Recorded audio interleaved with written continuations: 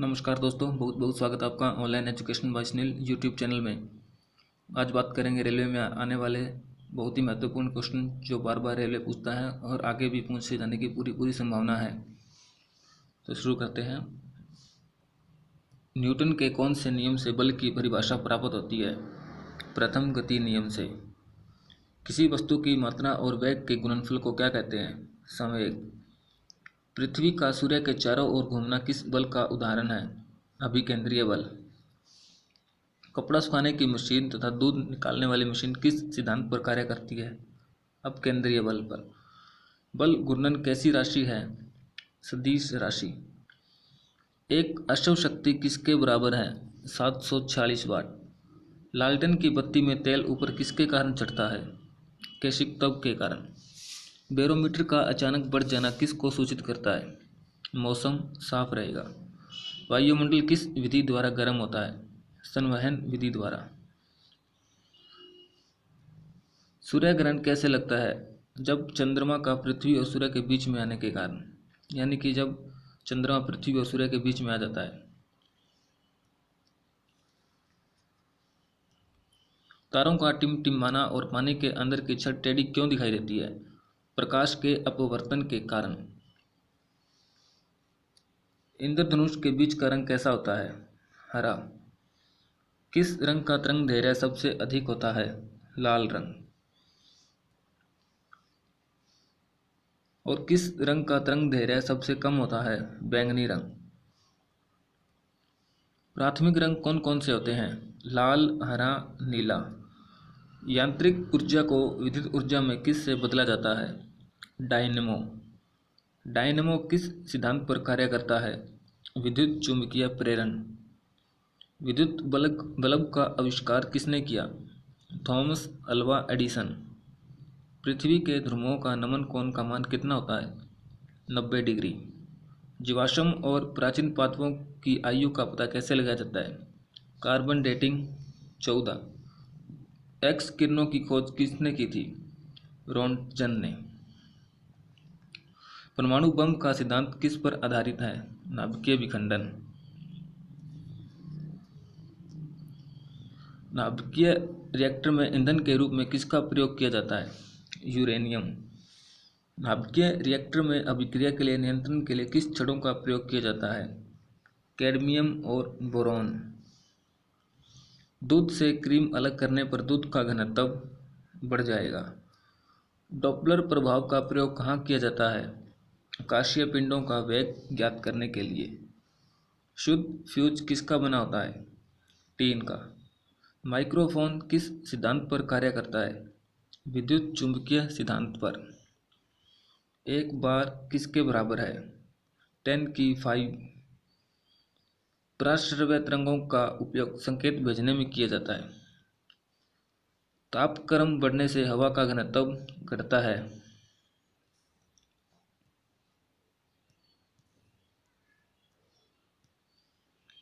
बर्फ का घनत्व पानी के घनत्व से कम होता है। यही कारण है कि वह पानी में तैरता है। इसको क्वेश्चन में पूछ सकता है कि बर्फ का घनत्व पानी के घनत्व से कम होता है तो वह पानी से तैरता है। सर्वाधिक आघातवर्ती धातु सोना है। बर्फ और ढलमा लोहा को गर्म करने पर इसका आयत घट जाता है। बर्फ एवं ढलवा लोहा को गर्म करने पर घनत्व बढ़ता है और गर्म करने पर ठोस पदार्थों का घनत्व घटता है। बर्फ की गुप्त ऊष्मा 80 किलो कैलोरी होती है। धमनी का प्रसारण निर्वात में संभव नहीं है।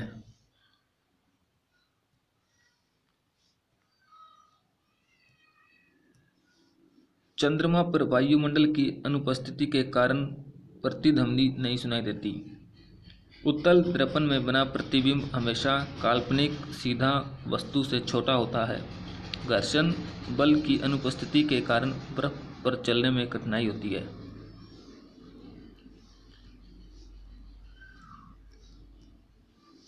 पृष्ठ तनाव के कारण 2 भीगे कांच को हटाने में अधिक बल लगाना पड़ता है। कांच की छड़ को गर्म करने पर उसके सिरे पृष्ठ तनाव के कारण ही गोल हो जाते हैं।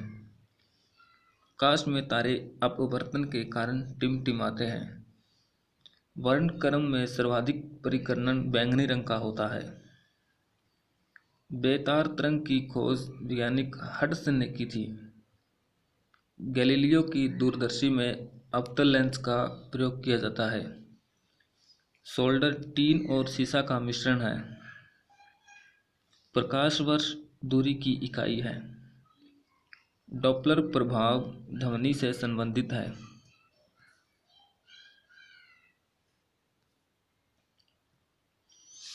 एनीमोमीटर यंत्र का प्रयोग हवा की दिशा और वेग मापने में किया जाता है। ट्यूबलाइट में मर्क्यूरिक ऑक्साइड एवं ऑर्गन गैस का प्रयोग किया जाता है। हेली पूछल तारा 76 वर्षों बाद दिखाई देता है। ब्लैक होल सिद्धांत एस चंद्रशेखर ने दिया था। फोटो खींचने वाले प्लेट पर प्रकाश पड़ने पर प्रकाश रासायनिक ऊर्जा में बदल जाता है। प्रतिध्वनि सुनाई पड़ने का कारण ध्वनि का परावर्तन है।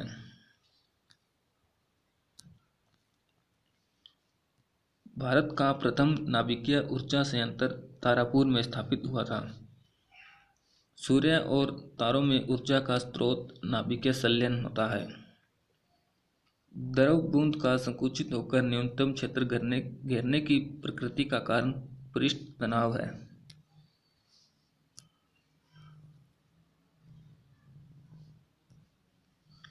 स्त्रियों की आवाज का तारतम्य पुरुषों की तुलना में अधिक होता है। एक कृत्रिम उपग्रह में विद्युत ऊर्जा का स्रोत सौर सेल होती है। उच्च तापमान को मापने के लिए पायरोमीटर का यंत्र का प्रयोग होता है। रेफ्रिजरेटर में थर्मोस्टेट एक सामान्य तापमान को बनाए रखता है। धूप के चश्मे की पावर 0 डायप्टर होती है। दूरबीन का आविष्कार गैलीलियो ने किया था। तेल जल की सतह पर फैल जाता है क्योंकि तेल का पृष्ठ तनाव पानी से कम होता है। वस्तु की मात्रा बदलने पर घनत्व अपरिवर्तित रहता है। जल का वाष्प में बदलना एक भौतिक परिवर्तन है। हवाई जहाज से यात्रा करते समय पैन से स्याही निकलने लगती है। इसका कारण वायु दाब में कमी है। जल की सतह के ऊपर का दृश्य देखने के लिए पनडुब्बी में पेरिस्कोप यंत्र का प्रयोग होता है। भिन्न भिन्न तारों के भिन्न भिन्न रंग इनके विकिरण की विविधता के कारण होते हैं।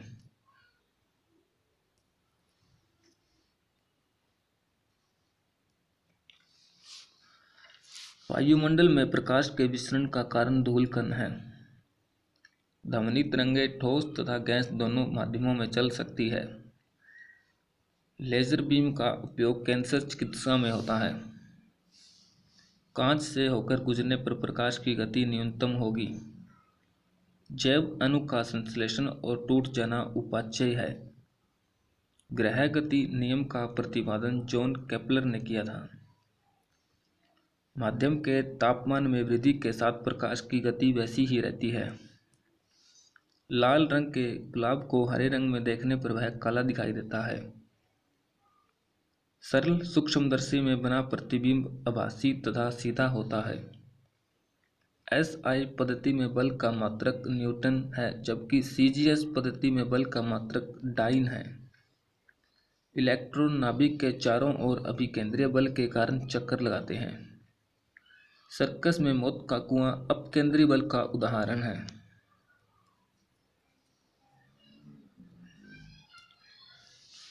कैंची सिडासी प्लास प्रथम श्रेणी के उत्तोलक हैं।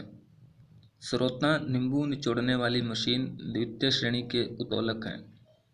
चिमटा किसान का हल तृतीय श्रेणी के उत्तोलक हैं। वायु की अनुपस्थिति में समान ऊंचाई से गिराई गई दो भिन्न भिन्न द्रव्यमानों की वस्तुएं पृथ्वी पर एक साथ पहुंचेगी। वायु की उपस्थिति में समान ऊंचाई से गिराई गई वस्तुओं में भारी वस्तु हल्के वस्तु की तुलना में पहले पृथ्वी पर पहुंचेगी। प्लायन वेग किसी पिंड के कक्षीय वेग का 12 गुना होता है। यदि पृथ्वी की कोणीय चाल में 17 गुना वृद्धि कर दी जाए तो विषुवत रेखा पर घूमने वाली वस्तु का भार शून्य हो जाएगा। पानी के अंदर ध्वनि सुनने वाला यंत्र हाइड्रोफोन कहलाता है। श्यानता की इकाई पोवाइज है। मोनोमीटर द्वारा गैस का दाब मापा जाता है। ध्वनि की चाल 760 मील पर घंटा होती है।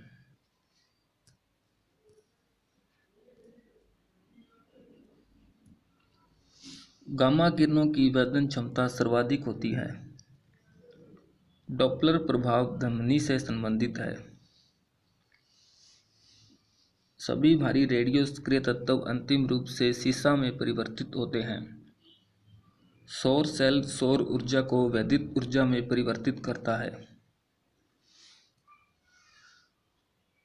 खाद्य ऊर्जा को हम कैलोरी में नापते हैं। अब किसी पिंड की गति दुगनी की जाती है तो उसका संवेग दुगना हो जाता है। एक चुंबकीय क्षेत्र अल्फा एवं बीटा कण को विक्षेपित करता है। ट्रांसफार्मर एसी पर कार्य करता है। एक अतिचालक पैरामैग्नेटिज्म दिखाता है। पैरामैग्नेटिज्म यानी कि अनुचुंबकीय दिखाता है। इलेक्ट्रॉन वोल्ट ऊर्जा की इकाई है। शुष्क सेल में कार्बन की छड़ एनोड का तथा जस्ते की बर्तन कैथोड का कार्य करती है।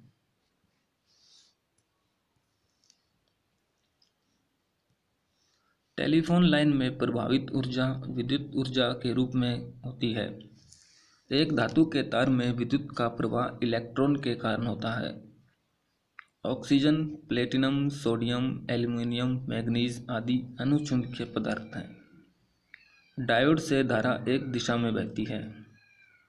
प्रकाश के वेग को सर्वप्रथम रोमर ने नापा था।